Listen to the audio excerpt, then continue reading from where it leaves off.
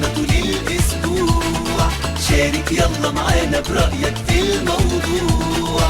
أحداث رياضية كتيرة بنتناقش فيها، شاركونا وجاوبوا أسئلتنا عليها.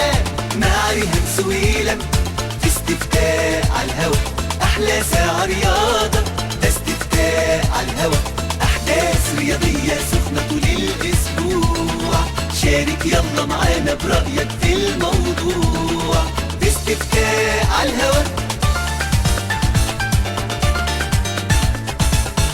نجمنا كابتن عبد الظاهر السقا، مساء الفل، ازيك؟ اخبارك ايه؟ مساء الخير، ازيك يا نعم؟ اخبارك ايه؟ تمام الحمد لله. الحمد لله. انت من الناس اللي عشت بره واحترفت وشفت يعني وسائل الاعلام بره بتتعامل ازاي مع النجم، ووسائل الاعلام هنا في مصر بتتعامل مع النجم دلوقتي. هل السوشيال ميديا بتاثر في اللعيبه وموقف صلاح اللي فات ده؟ مين اللي كان عنده حق، صلاح ولا المتابعين اللي انتقدوه؟ لا، هي اصلا عايزين ناخد الموضوع اكتر من كده، يعني ناخده في اتجاه تاني. هي مش حرب اصل يعني. هي مش، ما بقتش صلاح ضد حد يعني. احنا كلنا مع صلاح طبعا وفخورين بيه وبنحبه.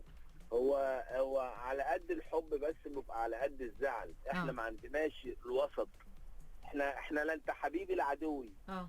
يعني ما عندناش حته ان انا ايه، والله ده الراجل بيقول كده بحسن نيه. تمام. لا، انت في يوم اطلعك السماء وفي يوم اخسف بيك الارض. فده طبعا غير كده ان انا مش هاخد صلاح بالحته يعني. انا مش كل كلمه امسكها له هعملها حوار بقى وبتاع. خلي بالك المنتهى السبورت او منتهى المسانده اللي بياخدها صلاح بياخدها مننا احنا من كجمهور مصر، مش جمهور اللي بره. هو معتمد على اهله طبعا. والحمد لله احنا لحد الان واقفين معاه في كل الجوائز بتاعته، والناس فعلا واقفه معاه واقفه كويسه جدا. لكن اللي انا عايز اقوله رفقا يعني بصراحه يا جماعه، رفقا احنا ما عندناش 2 3 يعني، احنا عندنا واحد بس. مظبوط. فحتى هفرض معاك ان صلاح غلط، اوكي خلاص، بس انا النهارده صلاح محتاجني امتى؟ محتاجني وانا واقع، مش محتاجني وانا كويس. انا مش محتاجني وانا بقى على عرش باخد القمه. انا محتاجني لما اجي مستواي يقل شويه الاقي ناس واقفه جنبي ومصدقاني ودافعاني. ده اللي انا محتاجه من الجمهور بتاعي، خاصه جمهور مصر. دايما اللي في الغربه ريهام بيبقى عنده حساسيه شويه برضه، ان اهله دول هم المساندين له. فلما يجي النقد من اهلك انت بتزعلي بس من اهلك انت بس، بتبقى قاسيه عليه شويه. تبقى قاسيه شويه عليه. تبقى قاسيه عليه. ولا لا السوشيال ميديا بتاثر في الاعلام الرياضي يا كابتن عبد الظاهر؟ طبعا ده بتاثر في الادارات مش في الاعلام الرياضي. دي بتاثر في قرار مجالس الاداره بتاع الانديه. هتقول لي مش في الاعلام الرياضي؟ الدنيا والله سودة العظيم كده.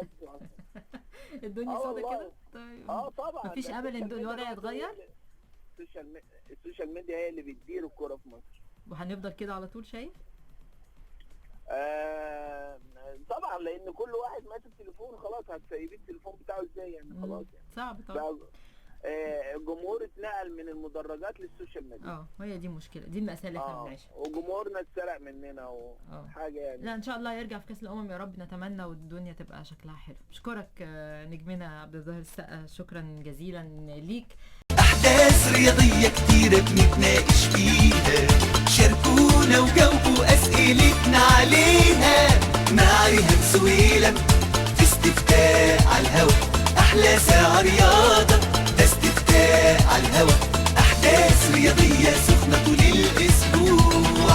شارك يلا معانا برأيك في الموضوع. في استفتاء على الهوا.